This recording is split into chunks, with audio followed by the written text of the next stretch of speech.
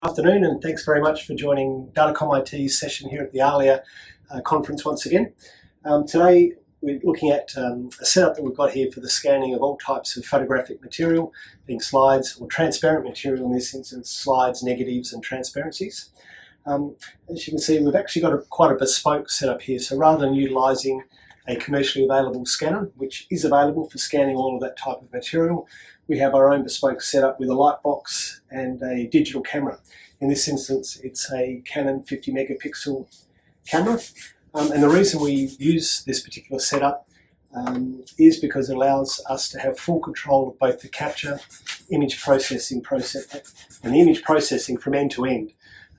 Whereas those commercially available products have a more structured or controlled process in which they do with the image. So as you can see here, between each negative, the platen is dusted and cleaned, as well as the negative, to ensure we remove any visible dust. The camera would need to be adjusted and focused based on what we've got, and then captured. In a production type environment, we would have an operator here doing all of the capture and continuing that process, and a second person performing all of the audit and output. In this instance, just for today's quick demonstration of this device, we've got Bart, who's performed the capture.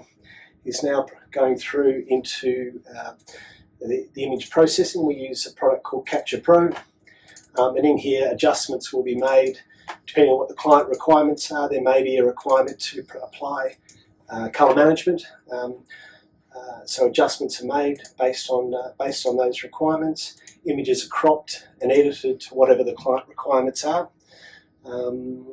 And then finally output, and in some instances it may be as the initial captured image, or in other instances they could supply surrogates that have either been scaled down in size in JPEGs, or in this instance, as we can see here, we've actually reversed the polarity and turned the negative back into what it would look like as a printed photo. And as you can see, we're doing some adjustments here with the colour and the exposure and the contrast.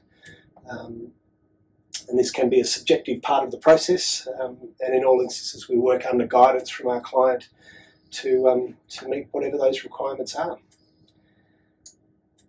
Thanks very much for that, Bart.